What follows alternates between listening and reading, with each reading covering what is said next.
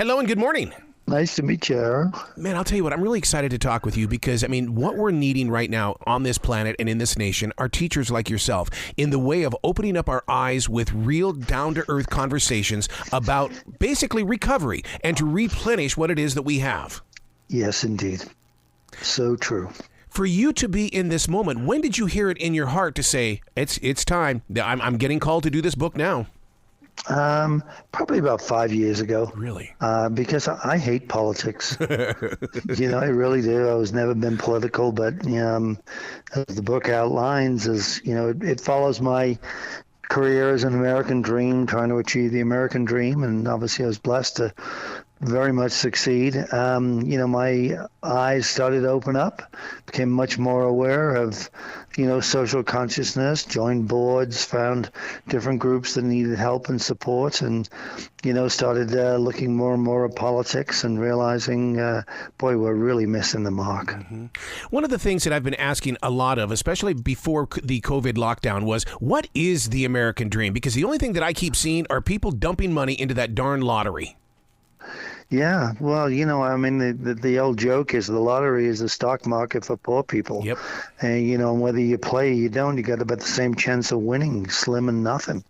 The American dream really in its inception back in the 30s, was somewhat materialistic. It was a home. For me, the American dream was being in charge of my own destiny and having the opportunity. I grew up in income subsidized housing, council housing, as we called it, in Liverpool, England, where I grew up, and came here as an immigrant at age 24. Wow. And, it was, I want a better life for me and for my kids and my grandkids. And this country has given me that. So the number one genesis for writing the book was, wow, thank you, America. Really appreciate you adopting me, letting me in, giving me this opportunity. And thank you to all the people who were the wonderful Americans who, befriended my ex-wife and I, who was mother of my 3 kids, was from England. So that's where it started. This is every bit the reason why I'm in love with immigration, and I welcome immigration because I learn so much from other people who've been to other places. And if we would just open up our eyes and heart and just listen, I think we could become stronger. Well, I think so too. We are a country of immigrants. Yes. That's our strength. We wouldn't have pizza pie. We wouldn't have Mexican food. We wouldn't have, we love all this food and we love all this culture and we love piñatas and we love all that these different nationalities have brought to this country. Why don't we like each other? It doesn't make any sense. So when you start off with, we are a nation of immigrants with the strength, weak people didn't get on a boat, and come from Italy to the United States not speaking any English. It was the strong people. It was the people who, were suppressed, whether it was religious, political suppression, economic suppression. They were the tough ones, the fighters that got in the prairie schooners, the wagons, and came across, the country and through the Rocky Mountains, where I'm talking to you from now. Wow.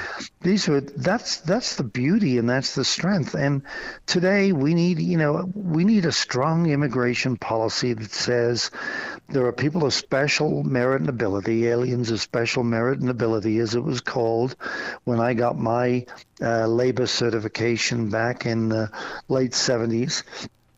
To come and live here permanently, and then we need people to do the menial work as well, the service workers, whether it's the agronomists, out in the fields of California for all of our fruit and veggies, or whether it's people who are cleaning the hotel rooms or providing the coffee as baristas. That's where most of the immigrants work, and same in England, same in countries across Europe. Why wouldn't we embrace these people who want to work? I live in Denver, Colorado, and I go on Colorado Boulevard, a block and a half from my house, in a car, pull up at the traffic lights at Leedsdale Road, and there are 4 or 5 Venezuelan crews cleaning windshields. And you just have to wave and say, non gracias, and they smile back at you. They want to work. And we've let them in with immigration dates in 2026 and no work permits. How much sense does that make? They're automatically non-documented and, quote, illegal. Not that I believe any human being can be illegal, but they're illegal to work. It makes no sense. Yeah, I have friends that will tell me, because I say, why don't you work here? Please send in an application. They go, I can't. And then they explain to me why. And it's such a deep hidden secret to them. And to me, that's part of the conversation. Tell me why you can't, and I will help you get your can. Yeah, well, I went to work as a professor 10 years at the University of Massachusetts. When I first applied for my permanent residency, the University of Massachusetts screwed up a couple of times, delayed the process.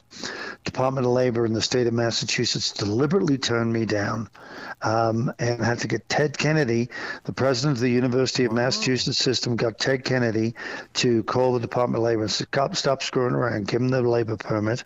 I got the labor permit as an alien of merit and distinguished ability, because I was the only one that had a PhD in business and had played or coached pro soccer or college soccer, and had played semi-pro soccer, coached college soccer, had a PhD in business. Nobody else had a PhD in business, so I got it. I apply to INS, and by the time I get the approval of INS, the guy goes, "Oh my God, your I-9 expired before you applied the paperwork into INS.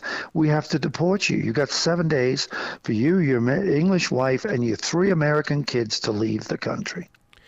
Wow. And here we are screwing around, letting millions of people in every year without properly vetting their applications before they come to this country. It makes no sense. I'm not going to mention any political figure names, but something a couple of days ago really injured my soul when it came forward saying even those that are born in this country will be deported. Just you're gone. Oh, yeah, the dreamers. Yeah, the young kid. Well, I mean, they can't be gone because that's illegal. There is birthright. All my 3 kids are English and American, and rightfully so.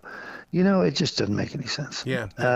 And it's just one of many things. But I think, Arrow, what I've found is the American dream was incredibly aspirational for me personally, and for my family. And so that's what I want to bring back. It's an amazing uniting force, bringing everybody together, which is something that we need to do. But it hasn't been available for all. And so what we did in the book, the book chronicles my journey from state to state as I move around in sports. So starting at the graduate school at the University of Kansas, 10 years as a professor at UMass, then going to Pittsburgh with the Pirates, then Denver with the Colorado Rockies, and with the minor league hockey team, and then vice chancellor of athletics at the University of Denver, New York to go work for David Stern as chief marketing officer of the NBA and building the team business function, Atlanta to be the CEO of the Atlanta Hawks and the Thrashers, that was an NHL team at the time, and then building my own business. And so it chronicles that and my success and the fights. And the book is about hard work. It's not about giving anybody anything. It's a hand up, not a handout. And then it goes into the top 10 social issues in America right now as identified by Pew Research, the things that people are voting on. And it goes into depth in all 10, but the top 2, number 1 is no surprise. What is it they say? The income stupid. It's the income gap. How do we solve?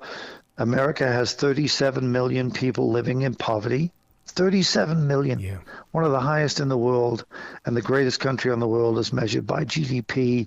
Our GDP, China calls up for a while, but they're a little better than half our GDP. We got to stop that. Yeah. So the solution is a national minimum wage. Yes, it's paid for by businesses. In my own personal company, we had over 200 employees, and we did it. It's not easy, but, the University of Denver athletic program, we sell all their tickets, do their donations, and we had 8 kids there, and we raised their pay from $24,000 starting, and now they make $34,000, the Denver city and county minimum wage, and it works. Plus they get commission on top of that. Yeah. So business people need to step up. Why? What does that do? It takes a single parent female with a preschool child, allows her to work one job with dignity, be home to cook dinner for that child, and then cuddle that child and teach them how to read and write. And that's the segue. So number one, do that. Number two, give them free health care. Give them free, so the education piece is free preschool for every kid in America. That saves every family $10,000 to $15,000 a year. All of a sudden, you got a single parent female is making $45,000 a year de facto because she's not paying for a preschool. Yep. And that child is getting a quality education and likely to go into kindergarten, able to read and write and do basic math. Wow. It's massive. So that's number one. Number two, free latchkey kid babysitting in school. 1 in 5 American kids right now are at home alone post school in preschool and grade school. Doesn't work. It's only a petri dish for all kinds of problems later in life. And then the program really kicks in. We're recommending that there's an 8-week boot camp for every rising freshman. They go away, they sleep away, black, brown, yellow, rich, poor, doesn't matter. They're in a camp. They learn how to be an adult. They get up early in the morning and exercise. Yes. Every other day they cook a meal. They come away with 8 recipes for a healthy breakfast, lunch, and dinner to take back to many of their parents who grew up in a food desert, who think it's Domino's Monday, McDonald's Tuesday, and out of a can Wednesday. We turn that around. We teach them how to get along and live with one another. And we teach them that it's not about them. It's about other people. And it's teaching about building a community and making the world a better place. Then before sophomore, junior, and senior year, they do an internship. They get paid all 4 years. They would be paid $18,000 at the current rate. We'll get banks to compete to give them 7.5% interest if they leave money in their bank accounts. They'll have no tax, Social Security, or any other deductions. An 18-year-old kid living in an inner city marginal home could have $25,000 cash at age 18 to create to create their own entrepreneurial business or to buy an apartment. Generational wealth in half a generation. I got to ask you a personal question here. In the way that we started out talking about how we don't like politics, and yet this book is going to inspire, influence, and empower politicians to start making this their journey. I mean, do you fear that somebody's going to steal from this incredible story that you've got? Oh, I don't fear. I hope.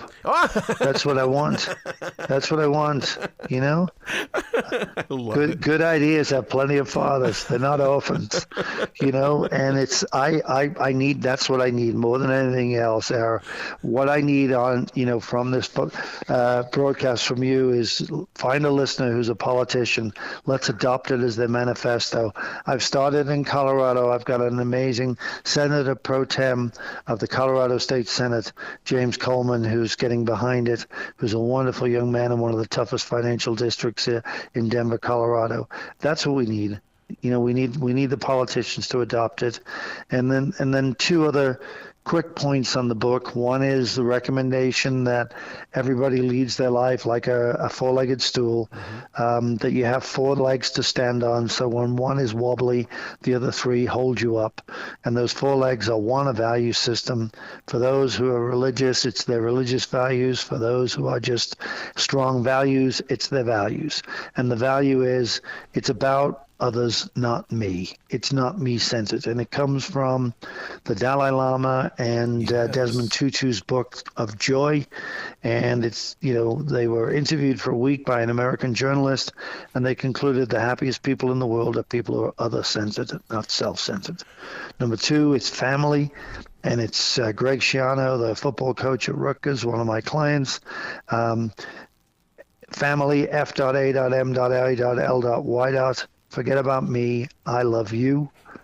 So I am the patriarch of my 16 people in my family, my kids, my grandkids, my kids' partners. That's my job, is to make sure they live the American dream and they stay within their values. Wow. Number 3, a career, ideally a vocation, what you love to do, working for a company, and that's today's young generation. What do they want? It's a good product and service at a fair market price that makes the world a better place, and that it is a good place to work, where they listen, where they input and execute their ideas, and they are a strong community citizen, making the community a better place. And then finally, the fourth leg is community.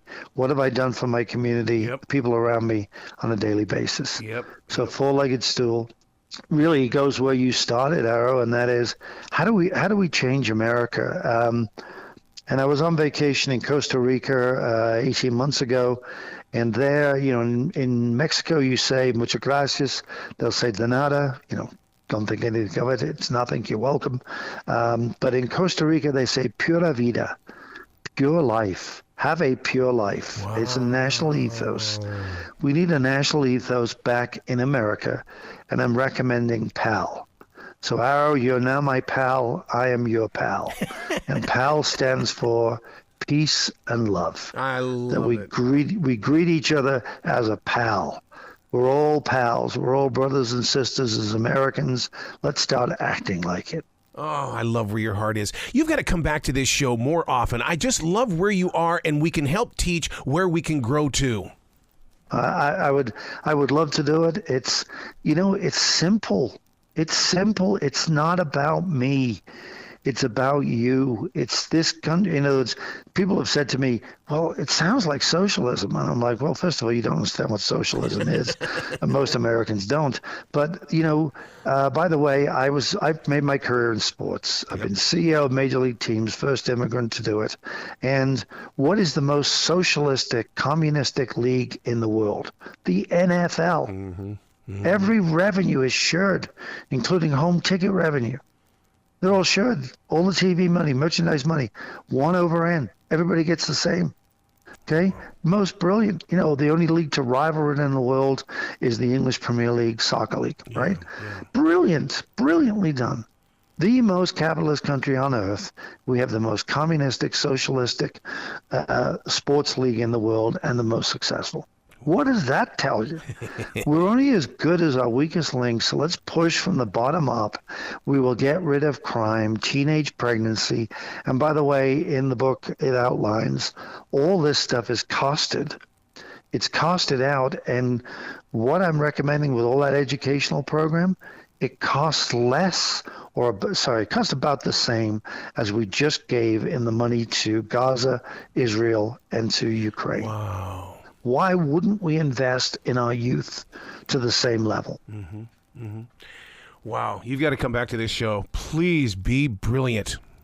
Well, thank you. No, I really appreciate you giving the exposure and the megaphone.